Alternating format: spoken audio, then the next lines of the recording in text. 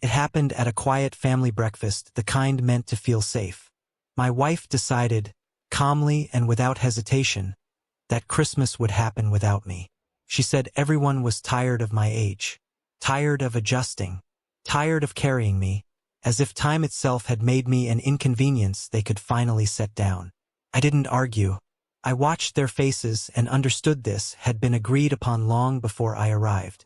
When they left, I stayed behind in that borrowed silence, surrounded by chairs that had already accepted my absence. I went home alone and let the house settle around me like dust. At 12:48 a.m., my phone exploded. My son's name kept flashing. Then CBC News.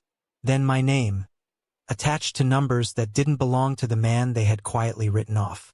Before the story goes any further, I want to ask something simple. If you've ever felt dismissed, aged out, or quietly removed from your own place in a family, stay with me. Consider subscribing, and if you feel able, share your own story below. Sometimes knowing we're not alone is the only thing that steadies us when everything shifts at once. The breakfast took place at Evan's townhouse just outside Madison, Wisconsin, the kind of development designed to imitate permanence without ever committing to it.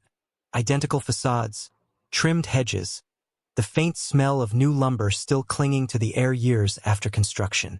I arrived early, like I always did, carrying a paper box of pastries I'd stopped to buy myself. No one had asked me to, but I had learned long ago that arriving empty-handed gave people an excuse to frame your presence as unnecessary. The door was unlocked. It always was when I came. I let myself in quietly, setting the box down on the counter, brushing snow from my coat sleeve. The house was already awake. Lights on, coffee brewed, the table set. The table struck me first. Simple plates, neutral tones. Everything coordinated, restrained, deliberately impersonal. There were no holiday decorations, no familiar place settings. Nothing that suggested this was a gathering meant to linger. It felt staged, like a waiting room dressed up as a kitchen. Elaine stood by the sink, her back straight, movements precise. She didn't turn when I came in. Claire sat at the table scrolling on her phone, posture perfect, face unreadable. Evan leaned against the counter, arms crossed, eyes drifting toward the window as if the morning outside required his full attention. I greeted them all the same way I always did, calmly, pleasantly, as if routine could still anchor us. They responded in kind, but something in the timing was off. Each reply landed a half-second late, like a rehearsed pause no one could quite erase. We sat. Conversation stayed shallow by design. Weather reports, traffic delays, a neighbor's new car.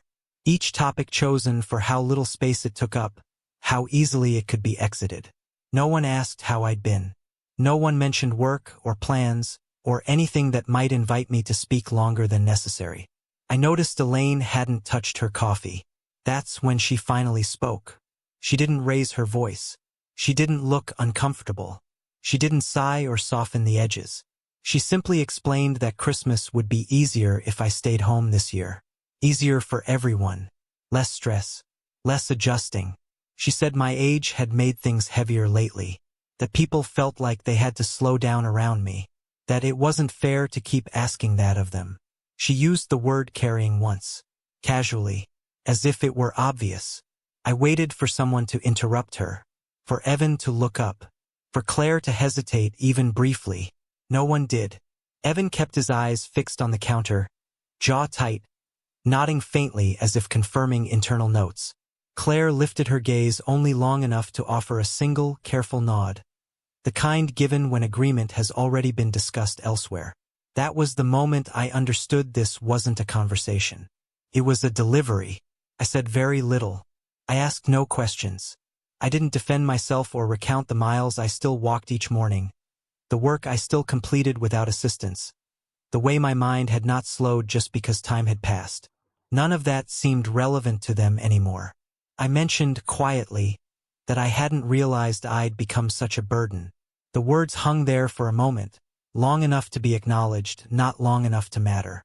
Elaine thanked me for understanding. Plates were cleared, coffee refilled. The shift was immediate, almost impressive. They moved on to logistics with efficiency that bordered on relief. Who would drive? Where they'd stop on the way? What time Christmas morning would start? What needed to be packed? No one asked what I would do, not out of cruelty, out of completion. By the time coats were retrieved and keys gathered, my absence had already been integrated into the schedule. I watched from the kitchen window as they left, one by one, the driveway filling with movement and emptying again. The sound of tires on snow faded quickly. The house didn't feel lonely afterward, felt vacant, not because I was alone, but because something essential had been quietly removed and no one intended to put it back. I stood there longer than necessary, listening to the hum of appliances, the ticking of a wall clock I hadn't chosen. The pastries remained untouched on the counter. I closed the box and carried it with me when I left, unsure why, except that leaving something behind felt like confirming the decision had already been made for me. That morning didn't break me, cataloged me, and once you've been cataloged, you're no longer consulted, you're managed. Elaine framed the decision the way she framed everything uncomfortable now, like a logistical adjustment rather than a moral one. Less stress, fewer complications, better for everyone involved.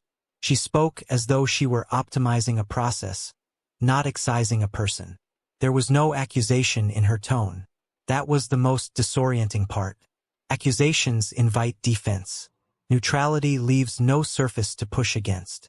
She spoke the way a manager explains a restructuring to an employee who won't be retained, careful to avoid language that suggests fault, while making it clear the outcome is final. I remember noticing how clean the table looked once the plates were cleared. No crumbs, no spills. The surface wiped down immediately, as if evidence of my presence needed to be removed before it hardened into something visible. When I said I hadn't realized I'd become such a burden, I didn't raise my voice. I didn't sharpen the words. I offered them plainly, like a fact newly discovered. Elaine's response was immediate and rehearsed. Gratitude for my understanding. Not reassurance. Not disagreement. Gratitude. Understanding in that moment meant compliance. Coffee was poured again, though no one seemed to want it. The conversation pivoted seamlessly into planning. Routes were discussed with specificity. Times confirmed. Contingencies noted. They spoke freely now, no longer guarding their words, because the difficult part had been handled.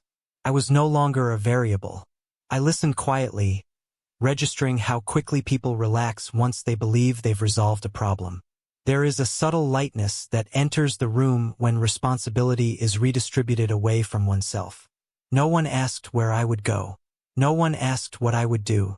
The assumption was not that I had plans, but that my lack of inclusion was self-explanatory. By the time coats were put on, the decision had been normalized. It already felt old to them, like something settled days ago. Elaine placed her scarf with care, smoothing it twice. Claire checked her phone again. Evan tested his keys in his hand, habitually. I stood near the sink, watching movements I had once participated in, now observing from the perimeter. No one looked at me directly when they said goodbye. The goodbyes themselves were brief, efficient, almost kind in their brevity. Prolonging them might have required acknowledgement. I watched them leave from the kitchen window. Snow had begun falling again, light and steady. The driveway filled with movement and emptied just as quickly. The sound of engines faded, replaced by the low hum of the refrigerator. The silence afterward was not dramatic. It was administrative. I didn't sit down. I didn't wander the house. I simply stood where I was for a while, as if leaving too quickly might suggest urgency I didn't feel. Eventually, I gathered my coat and stepped outside. Driving home, I thought about how long this had been in motion without my knowledge. How many conversations had occurred without me.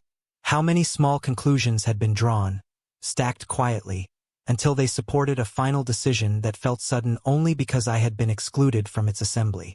At home, the house greeted me with familiar stillness. Elaine's absence was already organized. Shoes aligned, surfaces clear. The thermostat set to a temperature that assumed one body, not two. I didn't turn on the television. I didn't call anyone.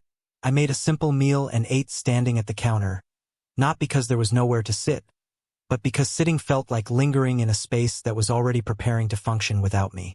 That night, I lay in bed and stared at the ceiling. Elaine's side was neatly arranged, pillows squared, as if she had practiced leaving without disorder. I thought about the word she had used, carrying, and how easily it had passed her lips. To carry someone implies effort without reciprocity. It implies weight without purpose. It implies that whatever was once shared had quietly become one-sided. What struck me most was not the exclusion itself, but the professionalism of it. The way it had been executed cleanly, politely, with consensus already secured. No anger, no cruelty, just procedure. That is how people remove something they believe has outlived its usefulness. Not with force but with process. And process, once complete, does not revisit its decisions. The next morning erased the breakfast as if it had never happened. Elaine's side of the bed was empty, perfectly made, the sheets smoothed with deliberate precision. No note, no explanation, no acknowledgement that anything had changed. The absence was arranged, not emotional. I lay there longer than usual, listening to the house operate without us. Pipes settling, heat cycling, the quiet competence of systems doing what they were designed to do, regardless of who was present. It struck me that this was how I was now being treated, as something that could be removed without disrupting function. In the kitchen, a list waited on the counter, written in Elaine's handwriting. Groceries, trash day, a reminder about the garage door sensor, the mundane scaffolding of shared life, stripped of any reference to what had occurred the day before. Nothing about Christmas, nothing about separation, nothing about me. I made coffee and stood at the counter, reading the list twice, as if repetition might reveal a hidden line. Didn't. The message was clear in its omission. Life would proceed as scheduled. I spent most of that day in the basement workshop. It had become my refuge long before I thought of it that way. A concrete room beneath the house, unfinished walls, one narrow window at ground level. The kind of space people forget exists unless they need storage. For months, I'd been working there quietly, making calls during the day, answering emails late at night, reviewing documents in careful increments. Not hiding, just no longer announcing myself. There's a difference. Hiding implies fear of discovery. Silence, on the other hand, can be strategic. The workshop smelled faintly of sawdust and machine oil. Familiar, grounding. The tools were arranged the way I liked them, untouched by anyone else's preferences. Down there, nothing asked me to perform usefulness. Things either worked or they didn't. That evening, I heard Elaine moving through the house again. Drawers opening, closets accessed, the muted rhythm of preparation. I didn't go upstairs. I didn't ask questions. I let the sounds tell their own story. When she came into the workshop, she stood at the top of the stairs for a moment before descending. I could hear her shoes on the concrete steps. She didn't look at what I was doing. She said she was packing. Not leaving. Packing. She laid out suitcases in the bedroom, she explained. Everyone's coats were ready by the door, including mine. My old gloves placed neatly on top, the ones I'd worn for years without replacing. Not discarded. Not forgotten. Positioned. It wasn't a mistake. It was an invitation to comply. I followed her upstairs after she left the workshop. The bedroom looked like a staging area. Bags open. Clothes folded with methodical care. My coat hung beside the others, already selected, already assigned. The gloves sat where she'd said they would, fingers aligned. I understood then that this wasn't about me staying behind for Christmas. That had just been the first adjustment. This was about training the household to move without me, while still keeping me close enough to be managed. I didn't touch the coat. Elaine moved past me, continuing her preparations. She spoke about schedules again, about traffic, about how cold it was supposed to be. She did not ask if I was coming. She assumed I understood the role being offered. That night I slept lightly, not from distress, but from alertness. The kind that comes when you realize something important is happening and you need to observe it clearly. I woke before dawn and returned to the workshop, where I reviewed the same files I had reviewed many times before. Dates lined up, signatures held. Approvals were in place, waiting only on timing. Paper doesn't care about family consensus. Records don't respond to tone or implication. They remember what people prefer to forget. They preserve intent long after memory has been edited for comfort. Upstairs, the house prepared itself for departure. Downstairs, I continued the work I had been doing all along. What Elaine and the others couldn't understand, was that they had mistaken my quiet for decline, my patience for passivity, my restraint for irrelevance. They believed I had been slowing down. What I had actually been doing was narrowing my focus. And when focus narrows, things that once felt heavy become precise. On Christmas Eve, Evan called. The phone rang once before stopping, then rang again a few minutes later, as if he had rehearsed the timing. When I answered, his voice carried a distance that hadn't been there before. Not emotional distance, but structural, like he was speaking from inside a version of events already agreed upon. He didn't ask how I was. He mentioned, casually, that his mother had told people I'd chosen to stay home this year, that I wanted the quiet, that it felt like the right time for me to step back. He said it as if it were neutral information, as if he were passing along weather updates. I didn't correct him, not because the statement didn't matter, but because the correction would have required energy he hadn't earned. Instead, I listened to the silence between his sentences, the pauses where something else lived, uncertainty maybe, or doubt. That was the moment something shifted, not the exclusion. That had already happened. Exclusion is visible, can be argued against, resented, even mourned. What shifted was the editing. They weren't just moving forward without me. They were revising the story to make my absence voluntary, cleaner, kinder, easier to explain at dinner tables where I was no longer present to contradict it. I realized then how power actually moves through families, not through confrontation, but through narrative control. Whoever defines the reason owns the outcome. Evan didn't sound malicious. He sounded relieved, as if believing I had chosen this allowed him to stop questioning it. I wished him a good evening. I told him to drive carefully. I didn't linger.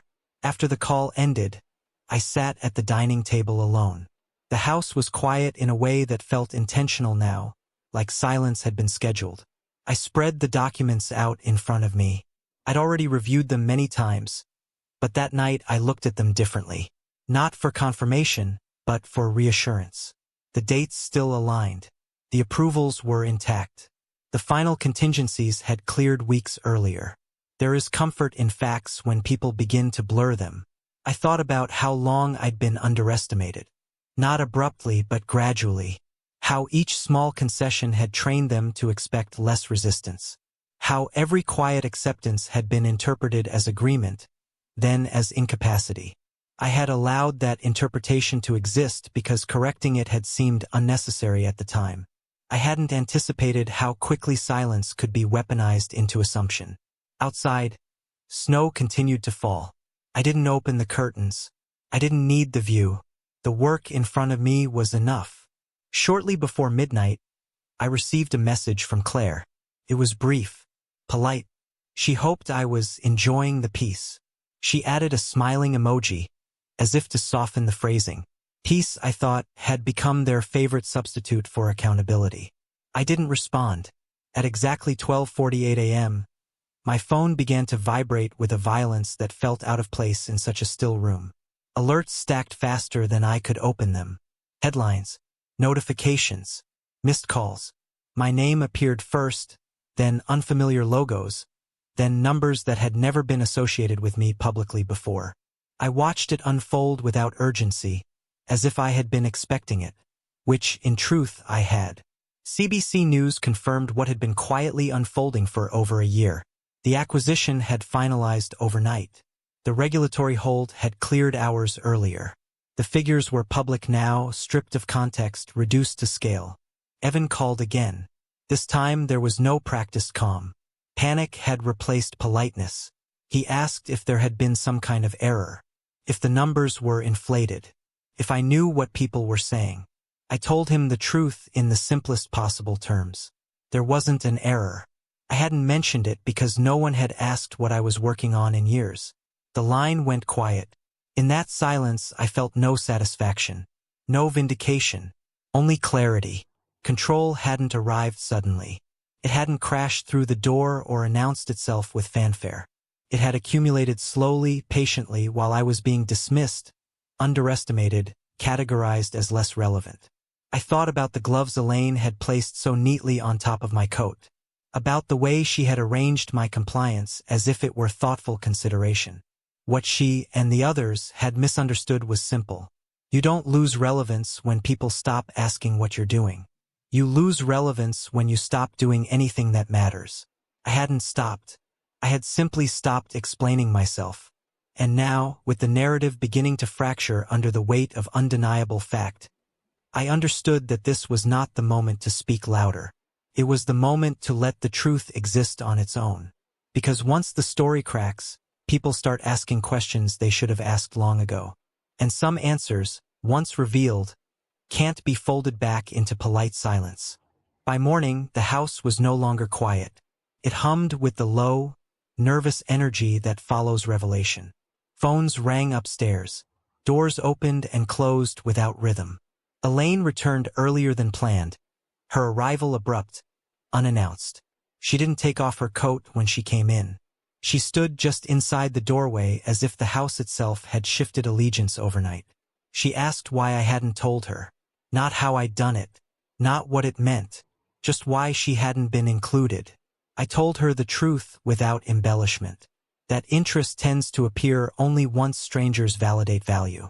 That for years, no one in this house had asked what I was working on, only whether I needed help tying things off. I said it calmly. I didn't accuse her of anything. Accusations would have invited defense, and defense would have delayed understanding.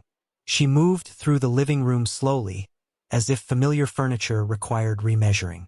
She sat, then stood again. She said she hadn't realized, that she thought I'd been winding down, that I'd seemed tired. I let that sit. What people call tired is often just someone no longer performing reassurance for others. By mid-morning, Evan called again. This time his questions were structured, careful, almost professional. He asked about timelines, about partners, about whether I had legal counsel. I answered what I chose to answer. I didn't withhold out of spite. I withheld because access had not been earned. Claire arrived shortly after him. They came together, coordinated now, as if proximity might restore equilibrium. No warning, no request. They entered the house the way people do when they believe they still belong to its decisions. We sat at the same table where breakfast had ended everything days earlier. The surface was bare again, wiped clean, neutralized. They spoke in measured tones, acknowledging assumptions, recognizing how silence had been misread as decline. They apologized without naming harm, the way people do when they want resolution without responsibility.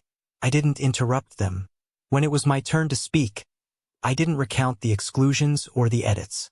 I didn't mention the gloves, the coats, the careful logistics of my removal. I spoke instead about respect, how it cannot be conditional on headlines, how presence cannot be negotiated only when it becomes impressive again. I told them that if anything between us was to change, it would have to do so slowly, without spectacle, without obligation disguised as affection.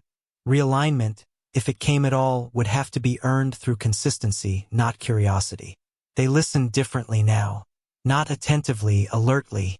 That distinction mattered. In the days that followed, behavior shifted quietly. Calls became thoughtful. Questions became real. Elaine stopped narrating my life for others, stopped assuming where I fit or how much space I required. The house recalibrated itself, not through declarations, but through restraint. I noticed the change most in what didn't happen. No sudden plans were made around me. No public apologies offered. No invitations extended for the sake of optics. Instead, there was patience, distance respected, time allowed to pass without interference. That restraint told me more than any promise could have. The next Christmas came without negotiation. No scheduling meetings, No strategic exclusions disguised as kindness. We were together not out of guilt, not out of tradition, but awareness. The difference was subtle but unmistakable. No one rushed the day. No one performed ease. We let silence exist without trying to manage it. Late that night, after the house had settled again, I returned to the workshop. The tools were where I'd left them. Dust undisturbed. Projects waiting without urgency. I began something new. Not to prove anything, not because anyone was watching, but because it still mattered to me. I hadn't been fading. I had been building. And now, for the first time in years, I did so without needing anyone else to believe it first. The confrontation never arrived the way people imagine confrontations should. There was no raised voice, no slammed doors, no reckoning staged for dramatic effect. Instead, it unfolded in fragments. Small moments where expectation collided with reality and quietly failed. Elaine tried first. Not deliberately, not strategically. It happened one evening when she asked, almost absent-mindedly, whether I planned to slow down now. The question was phrased gently, but it carried an assumption that had survived longer than she realized, that whatever had happened was a peak, not a continuation. I told her I wasn't slowing down. I wasn't accelerating either. I was simply continuing, at a pace that no longer required permission. She nodded, but her eyes lingered on me the way someone studies an unfamiliar room they thought they already knew. I could see her recalibrating, trying to align the man she had categorized with the man who now refused to fit cleanly into that category. Evan's reckoning was more procedural. He asked if there was anything he should be doing differently, not emotionally, structurally, where he stood, how he could be useful. The question revealed more than he intended. He had been trained, perhaps unconsciously, to engage based on leverage rather than relationship. I told him there was nothing he needed to do, that usefulness was not a prerequisite for presence, that I wasn't looking to redistribute roles or reassign value. That unsettled him more than anger would have. Claire approached it cautiously. She apologized once, directly, without qualifying language. It was brief, unadorned. I accepted it without commentary. Acceptance, I had learned, is often more destabilizing than forgiveness. They all seemed to expect some form of correction from me, a reassertion of authority, a rewriting of the hierarchy. What they didn't understand was that hierarchy had never interested me. What I wanted, what I had always wanted, was accuracy. Accuracy about who I was, about what I contributed, about how easily people had mistaken quiet for weakness. Over time, they began to see that the reversal they feared wasn't punitive. It wasn't about reclaiming power. It was about withdrawing access to assumptions that no longer held. I stopped explaining myself. Entirely. When asked what I was working on, I answered in general terms. When asked where I was going, I said, out. When asked for opinions, I gave them without cushioning them for comfort. Not harshly, clearly. The effect was subtle but cumulative. Conversations slowed. Interruptions decreased. Decisions were no longer made on my behalf. Elaine stopped speaking for me in social settings. I noticed it first when someone asked about my plans and she paused, before looking at me instead of answering. That pause mattered. It was the sound of a narrative being released. The true reversal wasn't financial or public. It was internal. It was the moment they stopped treating my presence as conditional on convenience, relevance, or validation from elsewhere. They didn't celebrate it. They didn't acknowledge it out loud. They simply adjusted, the way people do when they realize a door they assumed was decorative is actually structural. For my part, I remained steady.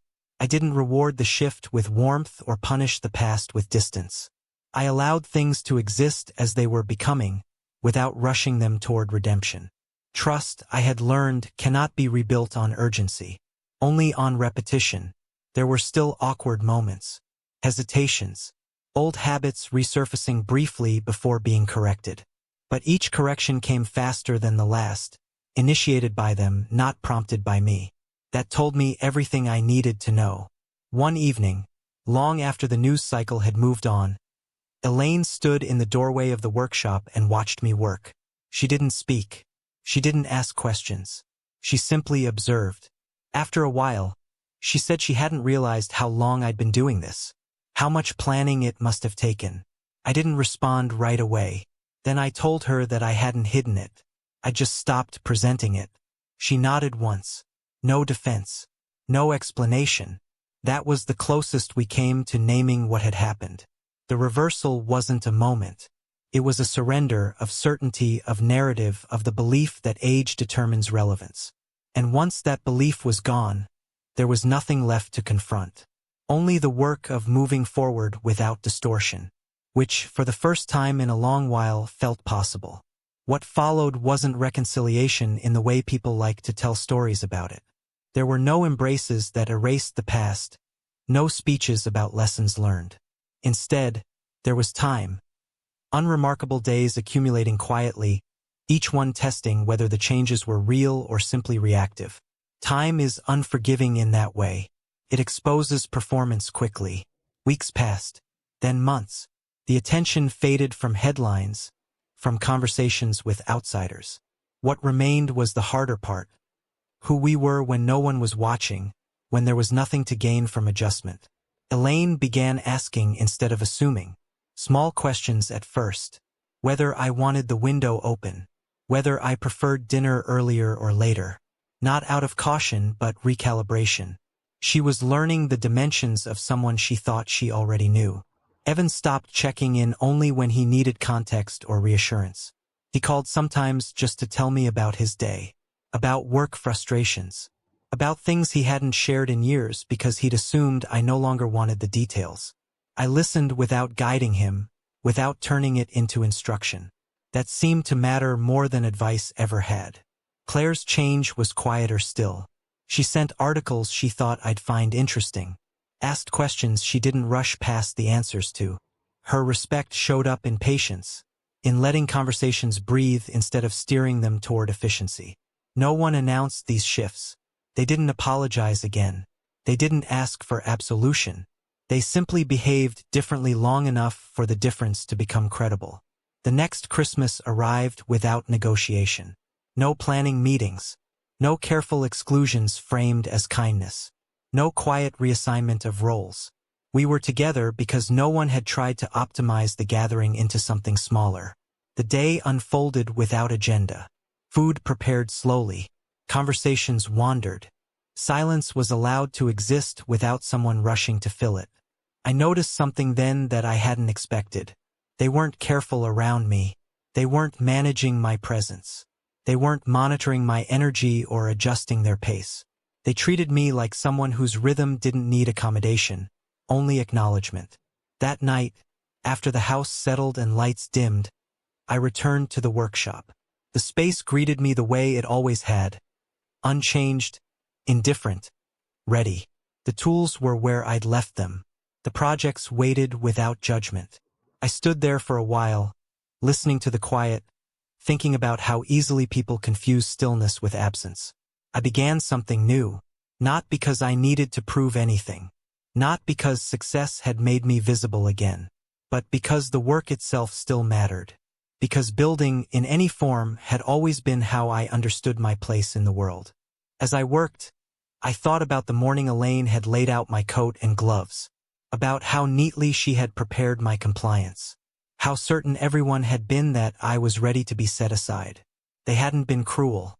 They had been mistaken. I hadn't been fading. I hadn't been waiting. I hadn't been lost in the margins of my own life. I had been building quietly, deliberately, while the room around me learned how to live without asking what I was becoming.